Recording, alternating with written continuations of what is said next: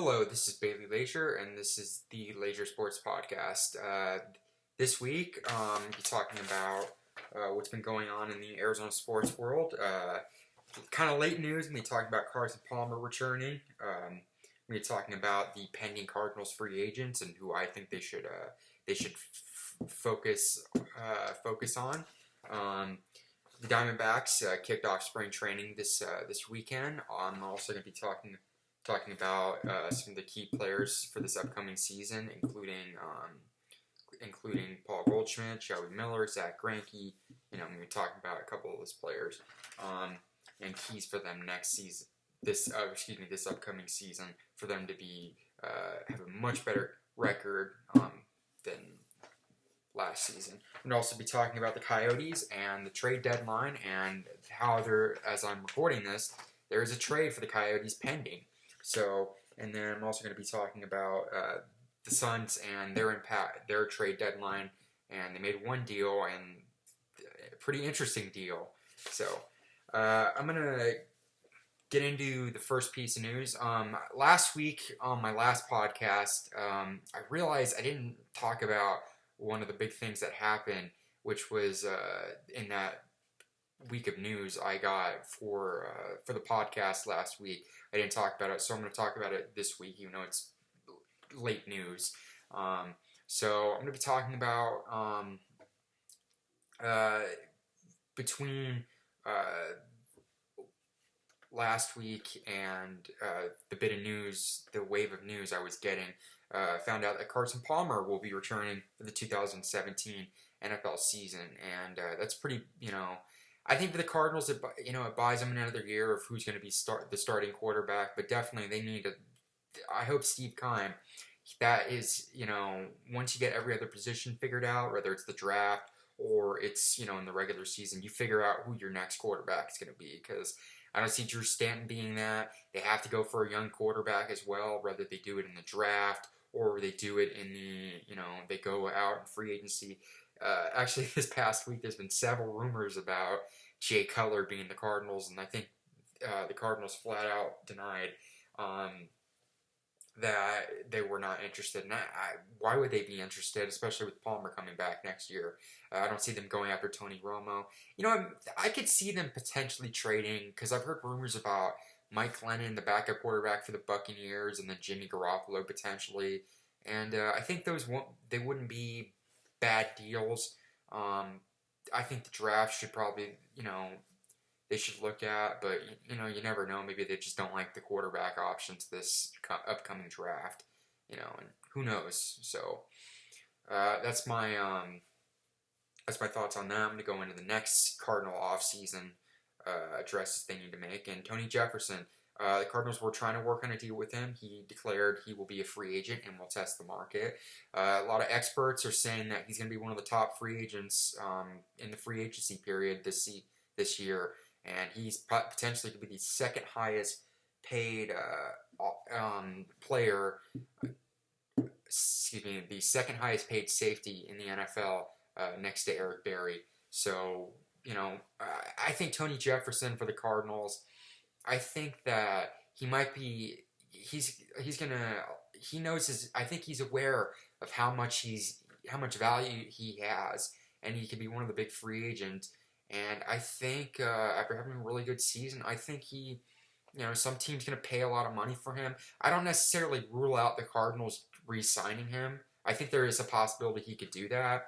But at the same time, knowing how much he's worth, the Cardinals are not going to overpay for him. They have to address other free agents, which I'm going to talk about in a minute. But Tony Jefferson, I see it unlikely for him to return to the Cardinals, but it's not. I wouldn't rule out the possibility. So I'm going to now move on and talk about other free agents, and I'm going to give my thoughts on these notable free agents over or some of these players have been around for the Cardinals the last couple of years, long-term players. These guys are upcoming free agents, remember? And I believe that the Cardinals cap space for this upcoming season, players not on the roster, is about $35 million. So, which actually surprised. I thought it would be way, way less after Palmer returning, and he has a huge cap hit, and Larry Fitzgerald. So, Here's some, not all of them, but some impending free agents. So we'll see what happens there. First free agent on my list is Calais Campbell. That's one of the big free agents. Campbell, you know, I think he could return to the Cardinals, but knowing he's now in the veteran status of his career, he's been great the last couple of years. But I think you have to, I think he might demand a little bit more money than the Cardinals can give him. But I could definitely see him returning at the Cardinals. I could see him more than Tony Jefferson. But I think I think Calais Campbell, he could be in a situation where he just asks for a little bit too much money, and the Cardinals are not willing to pay him, and he tests out his value. I think he's a fan favorite. I think he's a great player on the Arizona Cardinals, but and he's definitely has a defensive leadership in my opinion. But at the same time, I could see him not coming back and him test out his market, which could potentially happen. Some other big ones. Marcus Cooper, he's a free agent. Don't really see the Cardinals signing him. I don't think he's going to get that much value in the free agency period. Another player that's probably not going to get that much, Andre Ellington. Ellington is just, I remember when he first came into the NFL, he was a lot of people, he was pretty speedy. And a lot of people, including Bruce Arians, compared him to like a Darren Sproles. But the problem is that he's gotten hurt. He's not a running back that you can put all this, he's like one of those players I think that brings depth to a running back position, but he's not like a running back that can bowl over guys. It's more of if you use your backup running back, that speedy running back to be a special teams player, or a player if you're going to do a receiver dump off and you're trying to get like 20 yards, that's the kind of player I see him being. I don't think the Cardinals, most likely, I think they'll let him walk. Next, another one, Jermaine Gresham. Jermaine Gresham, I thought, had a pretty good season this season, and his value wasn't really big after the 2015 season. I think his value is going to increase, and there's going to be teams looking at him, and I think because of that value, I think the Arizona Cardinals are. It might be too rich for them to re-sign him, but you never know. I wouldn't rule that out. Chris Johnson, in 2015 when he came to the Cardinals, he was having a great season. He was leading the league in at the time before his injury, he was leading the league in rushing yards. I mean, he was looking like CJ2K again, and then he got hurt. So I don't know what the Cardinals are going to do. Maybe being hurt the last two seasons, maybe they're just like, what, let's cut our losses and, let's look for someone else. I think the big thing is the Cardinals, David Johnson, the Cardinals need some depth at running back because that injury that David Johnson had at the end of the year, thank God it was just a sprained knee. But if it was, that's a proven thing that, hey, any of these players got to be prepared. Any of these players, they could get hurt. We got to hope that, we have some depth at running back. We got a guy, let's say Johnson goes down. We have a guy that can step up into his place. So we'll see what happens there. The next big free agent, Chandler Jones, that he's probably the number one priority that the Cardinals are going to have this offseason and re-signing free agents. I think if the Cardinals can't get him a big deal before the deadline, you're definitely going to see a franchise tag placed on him, which is big. I think they'll work out a deal. I think, he said, I would love spending some years in Arizona. He's won a Super Bowl. I think, he'd be a great fit for us for years to come. I see the Cardinals re-signing him first, and then they'll go to Campbell, So it would be great to have those two players, but I think the Cardinals have to make sure that they re-sign one of them, and I think preferably they like to re-sign Chandler Jones. So another big free agent, Kevin Minter. Kevin Minter, and he's been pretty good for the Cardinals since they drafted him at the linebacker position. I think I think I could see them re-signing another free agent, Alex Okafor. The thing is that a couple years ago he was one of the big Cardinal pass rushers, and the pass rushing, when our pass rushers were not really big, and it really seems he kind of got overshadowed by Marcus Golden last year. So which is a shame. But I could see Okafor coming back. My two last impending free agents, AQ Shipley. I wasn't really big on him this year, but I think I think there could be another center. I could see him walking from the Cardinals, and he goes to another team. But I just think whether they draft a center or they use another center on their roster. I think Evan Boehm, that's the other center. I could see that happening, but that's another thing the Cardinals need to be careful of is the offensive line because of what happened last season, the injuries that happened to the Cardinals' offensive line, which really hurt the Cardinals. But we'll see. And then the last free agent, which I think is going to be a huge X factor for them in the offseason, is DJ Swearinger. If the Cardinals lose Tony Jefferson, which I think there's a good chance they will, make sure you sign DJ Swearinger. I thought he had a really good season last year. I think he could really do well. I think with DJ Swearinger having a decent season, it does show the Cardinals, hey, maybe he could fill into that role, which I think he's capable of doing. But we'll see. I think the Cardinals can re-sign him though. I think they should make a priority if they lose Jefferson.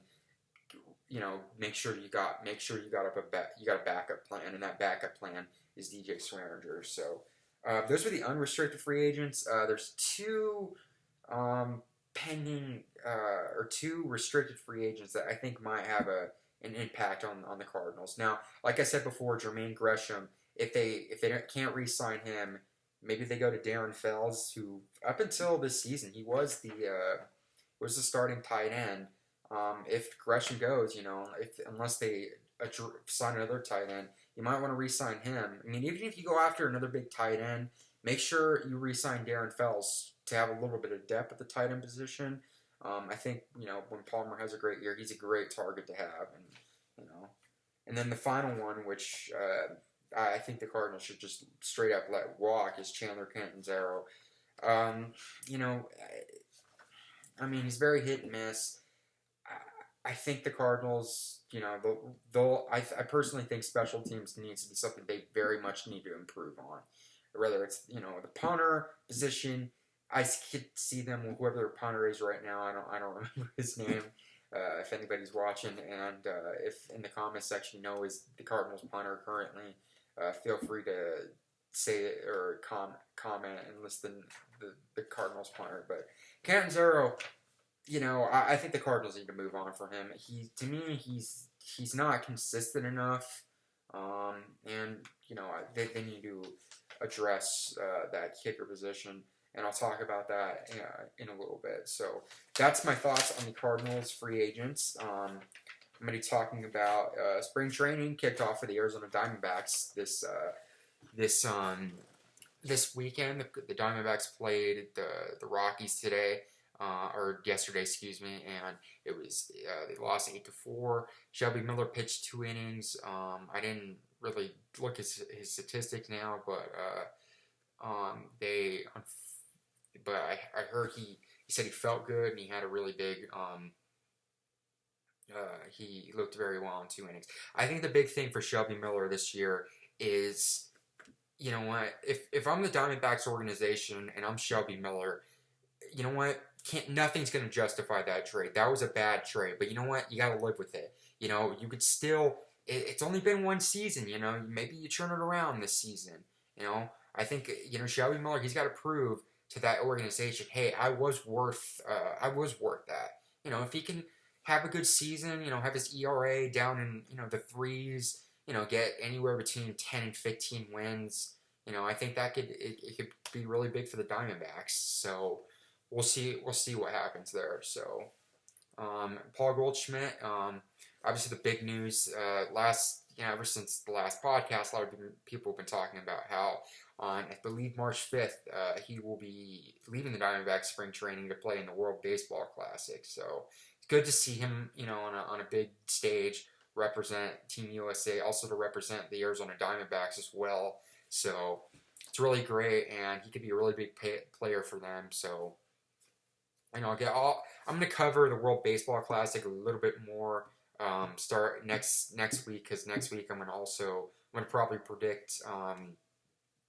I'm gonna be giving my spring training predictions, and I might give World Baseball Classic spring training World Baseball Classic predictions as well. So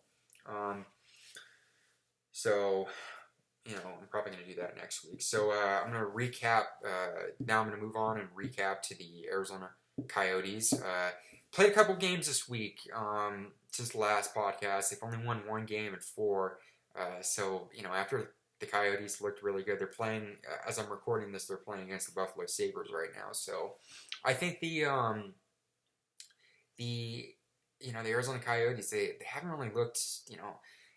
They've not really looked good in their against San Jose, Chicago, and Dallas. But they're still a young team. Lou Domingue, it's funny because, when I talked very highly of him in my first podcast, because he's a backup and Mike Smith's been playing so well, he hasn't looked great this season. And I think, he's got to shake it off. And, I think Lou Domingue, he's got, Mike Smith. Lou Domingue's probably, eventually he's going to probably be the Coyotes' number 1. So he's got to bounce back in his next starts. So we'll see what happens there. Coyotes played a pretty good game against the Ducks, but against Chicago and Dallas, Chicago, that's one team. If you don't do well, against them, you lose by 3 goals. You got some work to do. So Coyotes are a young team, and they're probably going to get a decent draft pick. Probably in the top 5 this upcoming draft. So we'll see what happens there. But I'm going to be talking about the other thing. As I'm recording this, the Coyotes have a pending deal. I'm going to read this right now. The Coyotes have a pending deal. The trade deadline is coming up, and the Coyotes traded Martin Hanzal and Ryan White to the Wild for multiple draft picks, including a 2017 first rounder. That's pretty big for the Coyotes to get some draft picks, and they're going to do what they did this year and get a lot of draft picks. And I think it's going to be, really big for them. I think that is, if the trade goes through, that's a great trade. I love Martin Hanzal. I think he's a great player, but a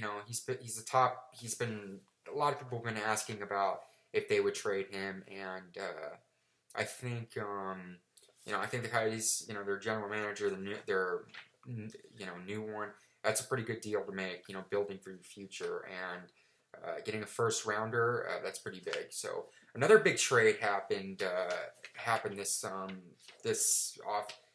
tonight as well. The Kings, the Los Angeles Kings, they sent goalie Peter Budaj to the Lightning for Ben Bishop. It was a goalie swap, so that's another pretty big trade for the Kings and Lightning. To see 2 teams switch their goaltenders. Kings are in a playoff race as the Lightning are. So we'll see how much of an impact that makes when it comes to playoff time. So we'll see what happens there. Final thing probably the final thing I'm going to be talking about, these Phoenix Suns. The NBA trade deadline came and went, and the Suns made one trade, and they traded PJ Tucker to, I believe, Toronto. And it was funny because PJ Tucker that's got to be a little bit cold. Devin Booker told him he wasn't being traded, and then 30 seconds later he found out he got traded. So that was pretty big. So other news that happened, I know DeMarcus Cousins, he got traded to the New Orleans Pelicans on the night of the All-Star game. So it was really funny because, the All-Star game was in New Orleans, and it was, it's basically he thought he was taking a flight. He thought he was taking a flight home, and he didn't. He probably made a flight home anyway to to get his stuff. But it's really funny. That's you know, I think there's going to be one thing I'm going to probably talk about. The compensatory drafts came up, or the draft picks, and the Cardinals got a fifth round pick. And I heard some comments on some of the Cardinals' social media pages. A lot of people are saying that the Cardinals should use that fifth pick and draft Zane Gonzalez from ASU. Who's probably going to be the top kicker in this upcoming draft. It's very sketchy to use a draft pick on a kicker, but I think in the Cardinals' case that do not don't you got to be careful when you draft him. I think if you don't want to draft him too high and do what the Buccaneers did last year, or what the Raiders did back in 2000 with Janikowski, even though Janikowski's a really great kicker and he's still in the NFL, but still you got to be careful when you use it. But Zane Gonzalez, that's a kicker the Arizona Cardinals I definitely think should look into. That's a huge player to look into, especially with the very not great special teams last year, and that's probably an understatement, but whatever. And that's probably gonna be it for the podcast this week. So if you'd like, whoever's watching, if you like the video, click like, comment if you disagree with me or you agree with some of my comments, and if you like the channel, subscribe. Like I said, next week I'm going to be talking about spring training and the World Baseball Classic, and also on my channel, I think I'm going to start doing something other than sports podcast. I think I'm going to do possibly some movie reviews. So, because the next X-Men movie Logan is coming out, and I think I want to review it. I'm going to try something other on my channel other than sports podcasts. So, thanks everybody for watching, and see you next week, and have a good day.